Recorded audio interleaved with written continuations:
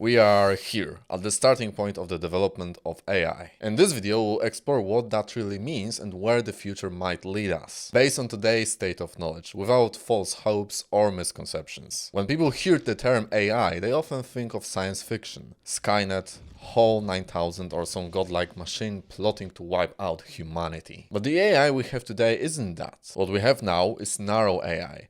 Systems designed to perform specific tasks exceptionally well, but without any real understanding. It's nowhere near to the general AI, so AI that is similar to the human mind. It's not conscious, it's not self-aware, and it's definitely not rewriting itself to become more intelligent. ChatGPT, for example, can generate text, but it doesn't understand what it's saying. DALL-E can create images, but it has no idea what it's actually drawing. These systems are impressive, but they are not intelligent in the way humans are. Think of today's AI like an extremely sophisticated calculator. It can process vast amount of information, recognize patterns, and even create outcomes based on probability. But it doesn't think, it doesn't understand, it doesn't dream. It just follows rules and statistics to generate responses that looks intelligent. A common misconception is that AI is already thinking, or that it's on the verge of becoming self-aware. But intelligence and consciousness are two different things. AI today works purely on pattern recognition. Of course, there are different types of AI to be specific. But just for the means of this video, let's not complicate that too much. It doesn't experience emotions, have opinions, or form memories. And it's true that some AI models today can already pass the Turing test. A test proposed by Alan Turing, where an AI is considered intelligent if a human cannot reliably distinguish it from another human in conversation. And as we know, ChatGPT and other generative AIs are pretty good at mimicking conversations. However, this test conventionally is pretty old, and it's hard to argue that this is an evidence of real consciousness or intelligence. Because, ChatGPT is only mimicking being human. And there's another famous experiment that ought to show that very problem of the Turing test, and it's called Chinese Room, formulated by John Searle. Imagine a person locked in a room, receiving Chinese symbols through a slot. They follow a rule book that tells them how to respond with other symbols, but they don't actually understand the language. Therefore, it's a system that can accurately mimic conversation, but with absolutely no understanding of it. And that's precisely what AI does today. It processes inputs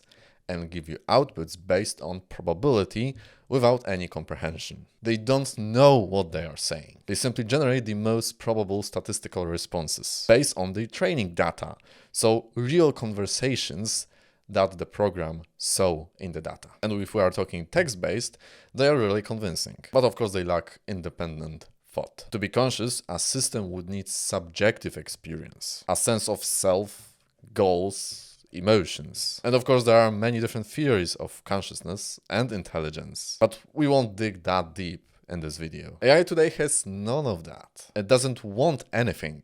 It's just responding. It doesn't desire improvements or anything at all, of course. It just executes code. One of the biggest fears people have about AI is that it will start improving itself beyond control, leading to a runaway intelligence explosion, the so-called singularity. And what's the difference between singularity and general AI? Well, general AI mimics the way human mind works, and singularity is a concept that represents an artificial mind that is more powerful than we can simply imagine. It's not a robust concept. It's usually described by saying that it will be more powerful than all the human minds combined. But this idea is very flawed, because today's AI cannot rewrite itself. Only some very minor improvements of parameters are possible today. For an AI to modify its own neural network, it would need to pause operation, retrain itself on new data, and redeploy. A process that today requires human engineers, massive datasets, and vast computational resources. AI simply cannot modify itself in real time. A good analogy will be trying to perform brain surgery on yourself while you are awake. You can't modify the very system you are using to function in real time. And AI operates in a similar way. It's a pre-trained model that runs on fixed rules. It doesn't evolve, adapt, or learn. in a way that will allow it to redesign itself from scratch. Even if we did create an AI capable of modifying its own architecture, there will be still some fundamental bottlenecks: hardware limitations, data constraints, and the immense energy requirements to train deep learning models. And another major challenge is scalability. There is a problem that a larger dataset and more computational power doesn't always lead to a better AI model, because sometimes the very structure of the model is a constraint. To achieve true self-improvement, AI would have to be capable of abstracting from its own structure. It has to be capable of going beyond itself. And such possibility remains hypothetical. So if AI isn't conscious and it can't rewrite itself, what about singularity? Could we eventually reach the point where AI will surpass human intelligence? Some, like futurist Ray Kurzweil, argue that it's only a matter of time. They used to cite Moore's law, the idea that computing power doubles roughly every 2 years, as evidence that AI progress will accelerate exponentially. So now the progress seems to be very slow, but at some point it should start progressing so fast that it will be impossible to predict what will happen next year or next 5 years. And this acceleration could be potentially enabled by AI itself. Therefore, again, we are talking about the possibility of self-improving of an AI model. And we are not only talking about general AI, so an AI that resembles human mind, but a machine that will quickly equal and surpass the possibilities of all the human minds combined. And that's called the point of technological singularity. And well, we have absolutely no idea what it could mean for us, for our society, for our world, for our future. It could be a new era of prosperity or a new era without humans. But there's a catch. Moore's law isn't a physical law.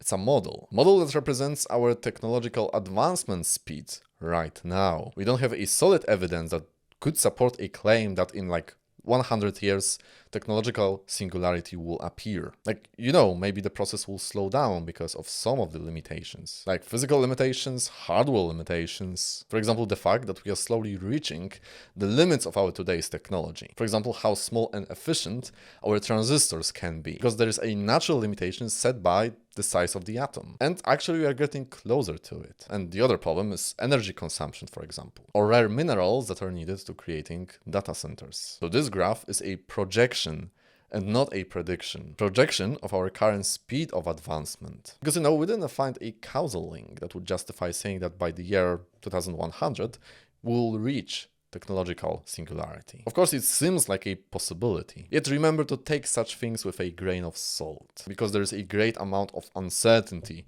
in this topic, and we just can't be sure what will happen next. And then there is a deeper and more philosophical problem. Some thinkers, like physicist Roger Penrose, argue that human intelligence itself may not be fully algorithmic. And one of the arguments is using Gödel's incompleteness theorem. Well, the theorem is slightly complicated, so I won't even try to explain it here, because I'm worried that you will immediately unclick the video. It roughly says there are certain truths that cannot be derived from a fixed set of rules. In other words, no formal system is complete. It will always have gaps in what it can prove, because in such system there will always be true statements that cannot be proven within that system. Therefore, it's impossible to create a complete mathematical system. And yep, there is a proof of that. If Penrose and people alike are correct, that means no matter how advanced AI becomes, it will never truly replicate human consciousness or go beyond, because human thought operates beyond computation. Surely, even if the graph won't represent our future accordingly, let's say we'll need twice more time or 10 times more time to reach that level. Still, advancement of AI is a fact. The number of resources that are used for developing AI grew incredibly in the last 2 years. And they will only grow bigger. And along the way of achieving singularity or just generative artificial intelligence, some amazing things could happen. Think about computers and AI models that are 1,000 times better than now. They could be used in some incredible ways. For example, think about optimization of engineering, like engineering a fully capable fusion reactor. It could be just a matter of couple of hours of running the program that will explore billions of designs and choose the best one. And think about biotech. for example, medical field, where AI could help us to find cure for basically anything. Think about stopping the aging process. What influence of that will be on the world? The possibilities are endless, and we are somewhere at the beginning of this journey. So maybe the real question isn't if we can reach general AI, it's how. Will it be an extension of today's machine learning models? Or maybe it will require a completely new paradigm. Right now, nobody knows. So, is AI taking over? No, not yet. And not in the way people fear. The AI we have still today is just a tool. Powerful? Sure. Impressive? Yeah. But fundamentally limited. It doesn't think, it doesn't understand, and isn't plotting to take over the world, I think. But AI is evolving fast. As we continue pushing the boundaries of what's possible, the debate over machine intelligence will only grow more important. And what do you think? Is AI already conscious? Will it be soon? Or is it impossible? Maybe we are just fooling ourselves and we are victims of wishful thinking. Let me know your thoughts in the comments. And that's it for this video. Thank you for watching. I hope you enjoyed it. If you did, don't forget to give me a like and a subscription if you want to see more content like this in the future. Thank you once again, and I hope to see you in the next video. Bye.